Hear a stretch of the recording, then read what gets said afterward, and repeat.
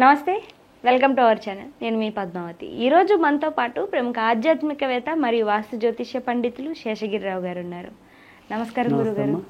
గురుగారు, మే నెలలో చూసుకున్నట్టయితే కనుక గోచారం ప్రకారం అసలు వృశ్చిక రాశి వారికి ఏ విధంగా ఉండబోతుందంటారు? దాంతోపాటుగా వృత్తి వ్యాపార ఉద్యోగాల్లో ఉన్న వారికి ఈ నెల ఏమైనా కలిసి వచ్చేదిగా కనిపిస్తుందంటారా?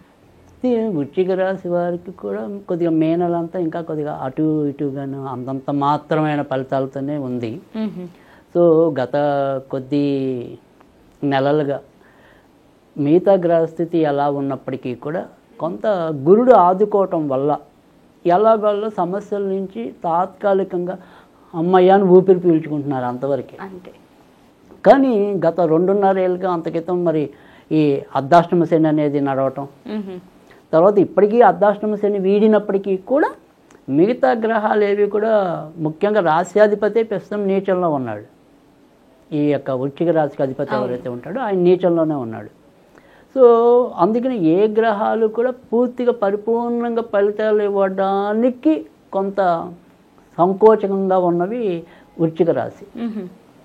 సో అన్నీ వస్తాయి అయిపోతాయి అనుకున్న నిమిషంలో ఉన్నట్టుండి అవి వెనక్కి వెళ్ళటం, ఎంతో కొంత నిరాశ మిగలటం. సో పిల్లలు బాగా చదువుతారు, వాళ్ళు వృద్ధిలోకి వస్తారు అనుకుంటే వాళ్ళు ఏదైనా సరే వీళ్ళు ఆశించిన పర్సంటేజ్లు వాళ్ళకి రాకపోవటం, ఒక్కోసారి 1-2 మార్కుల్లో తప్పటం, అంటే ఎక్కడ చూసినా ఏదో రకమైన నిరాశ. వ్యాపారం ఉందనుకోండి, కరెక్ట్గా అమ్మయ్య ఇంకొక 2 రోజులు ఊపిందంటే చాలు నేను బాగుంటాను అనుకునే టైంకి ఆ 2 రోజుల దగ్గర అయిపోతుంది అది.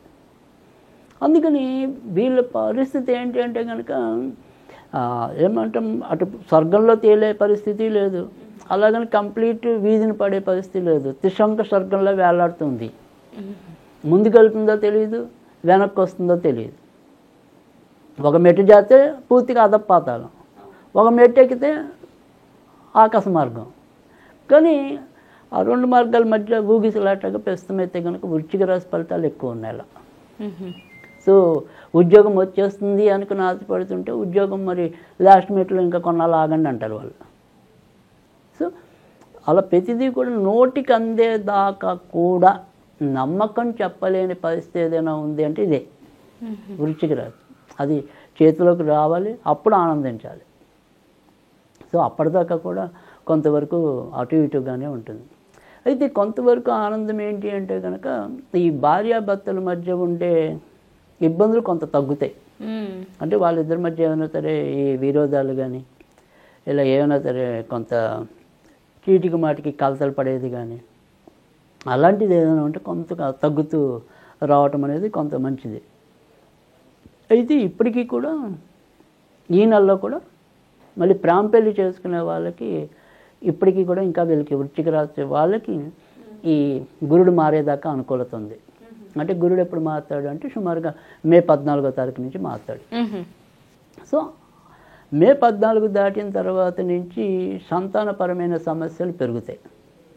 అంటే ఈ సంతానానికి అనారోగ్యాలు వస్తూ ఉండటం, తర్వాత వాళ్ళ పరంగా మనం పెట్టుబడి పెట్టింది ఏదైతే ఉందో దానికి సత్ఫలితం పెద్దగా రాకపోవటం.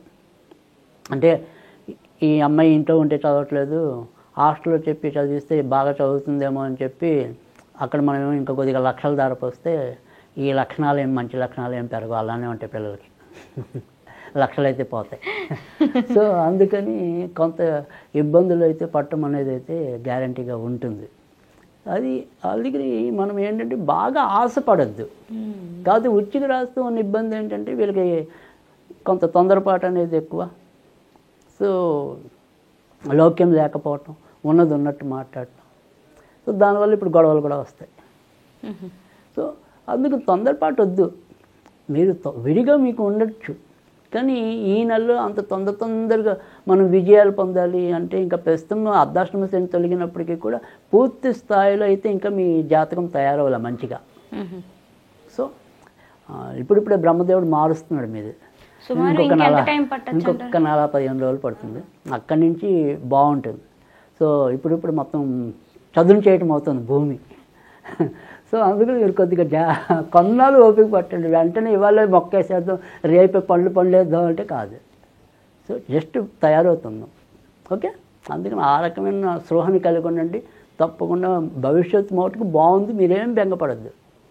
ఇప్పుడు తాత్కాలికం అంతే, మీ అపజయాన్ని అడ్డుకోవటం అనేది తాత్కాలం. సో అందుకని మరీ నీరసపడద్దు, అలాగని ఆవేశపడద్దు. సో బాగుంది. అయితే ఇక తర్వాత విదేశాలకి వెళ్ళాలి అనుకుంటే కనుక మే 19వ తారీఖు తర్వాత నుంచి అనుకూలం. తర్వాత అమ్మగారి ఆరోగ్య విషయంలో మే 19 తర్వాత నుంచే జాగ్రత్తగా ఉండాలి. సో విదేశాలకు వెళ్ళే వాళ్ళకి అదే టైము, కానీ అమ్మగారికి ఏదైనా సరే కొంతవరకు అనారోగ్యం చేసినా కూడా అది మే 19 నుంచి నెలాఖరు మధ్య ఉంటుంది. సో అక్కడ కొద్దిగా అమ్మగారికి బాగుండదు.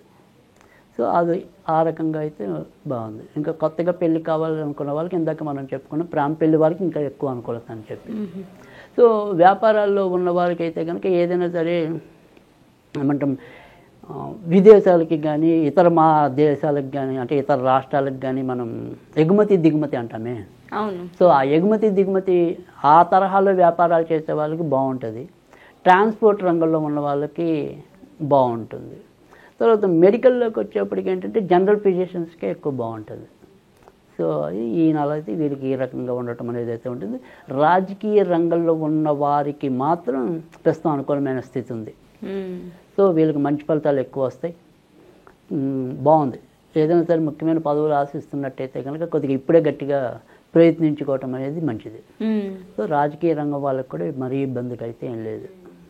గురువుగారు, మరి సొంత ఇంటి కళ ఏమైనా నెరవేరే అవకాశాలు ఏమైనా ఈ నెలలో కనిపిస్తున్నాయి అంటారా? తప్పకుండా. సొంత ఇంటి కళ అనేదే కాకుండా ఉన్నంతలో ఆ ఇంటిని కొద్దిగా మోడర్న్గా ఆధునికరంగా అనుకోండి, లేదా కొద్దిగా సౌఖ్యవంతంగా అనుకోండి, ఇలాంటివన్నీ కూడా తీరుతాయి. అది ఎప్పుడు తీరుతాయి అంటే కనుక కొద్దిగా మే 20 ఆ తర్వాత నుంచే. సో మే 20 దాకా కూడా ఇంకా మనకి ఏదైనా ఒకవేళ లోన్స్ రావాలనుకుంటే అవి కొంత రిజెక్ట్ అవ్వటం, లేదా కొన్నాళ్ళు ఇంకా సర్వే చేయటం అవ్వలేదనో అలా ఏదో ఒకటి తర్జన భర్జనలు ఉంటాయి. కానీ మే 20 తర్వాత నుంచి వీళ్ళకి కావాల్సిన రుణ సదుపాయం కానీ, లేదు వీళ్ళకి ఏదైనా సరే ఎక్కడి నుంచైనా ఏదైనా సరే ఆర్థిక మొత్తాలు లభించాలంటే కొంతవరకు రావటం కానీ, ఆ రకంగా కొంత వెసులుబాటు. అందుకని మనం మొదటి నుంచి చెప్తుంది ఏంటంటే కేవలం ఒక ఈ నెల గురించి మీరు బెంగపడద్దు. రానున్న కాలంలో మాత్రం మీకు ఖచ్చితంగా మంచి భవిష్యత్తు ఉంది. సో అందుకని అప్పటిదాకా మీరు మరీ నిరాశను పెట్టుకోవద్దు. బాగుంటుంది. ఇన్నాళ్ళు మీరు ఓపిక పట్టారు, మనకి 2.5 ఏళ్ళుగా అర్ధాష్టమ శనితో. ఇంకొద్ది రోజులు ఓపిక పట్టండి, తప్పకుండా మంచి ఫలితాలు ఉంటాయి. గురువుగారు, అయితే ఈ వృశ్చిక రాశి వారు మే నెలలో చూసుకున్నట్టయితే గనక ఎటువంటి పరిహారాలు చేసుకోవాలంటారు ఈ నెలంతా కూడా కాస్త మంచి శుభ ఫలితాలు కనిపించడానికి? తప్పకుండా వీలైతే కనుక ఈ నెలంతా కూడా ఎక్కువగా లక్ష్మీదేవికి సంబంధించిన పూజలు చేసుకుంటూ ఉన్నట్టయితే కనుక ఆర్థికంగా కూడా వెసులుబాటు రావటం అనేది ఒకటి. తర్వాత ఇతరులతో సంబంధ బాంధవ్యాలు పెరగటం అని ఇలా అన్నిటికీ కూడా ఎక్కువగా ఉపయోగపడటం అనేది ఉంటుంది. కనుక ఎక్కువగా మరి లక్ష్మీదేవికి సంబంధించిన పూజలు చేసుకోవటం, శుక్రవారాలు ఏమాత్రం అవకాశం ఉన్నా కూడా కొద్దిగా లక్ష్మీదేవికి క్షీరాన్నం నివేదన చేయటం. సో అయితే దాంట్లో తప్పకుండా ఏదో ఒక సుగంధ ద్రవ్యం అనేది ఉండాలి, యాలకులు కానీ లవంగాలు కానీ అలా వాటితో చేసి ఆ క్షీరాన్నాన్ని నివేదన చేసినట్టయితే కనుక తప్పకుండా మనకి సత్ఫలితం రావటం అనేది ఉంటుంది. ఒకవేళ మనం ఏంటంటే ఇలా లక్ష్మీదేవికి ఒకవేళ చేసుకోలేకపోతే కనుక శుక్రవారం పూట మనం ఏదైనా సరే చెట్టు లేదా మొక్క మొదలు కొద్దిగా పాలు పంచదార వేయాలి, జస్ట్ చిన్న దారలాగా. ఆ రకంగా చేసినట్టయితే మంచి ఫలితాలు రావటం అనేది ఉంటుంది. ఒకవేళ వీళ్ళు ఏదైనా సరే మనం స్విచ్ వర్డ్ లాగా అనుకుంటే జాస్మిన్ అనేది చదువుకుంటే కనుక మంచి ఫలితాలు వస్తాయి. చాలా చక్కగా వివరించారు గురుగారు. అయితే మే నెలలో వృశ్చిక రాశి వారికి ఏ విధంగా ఉంటుందో పాటుగా ఈ స్విచ్ వర్డ్ కూడా చాలా చక్కగా వివరించారు. ధన్యవాదాలు గురుగారు.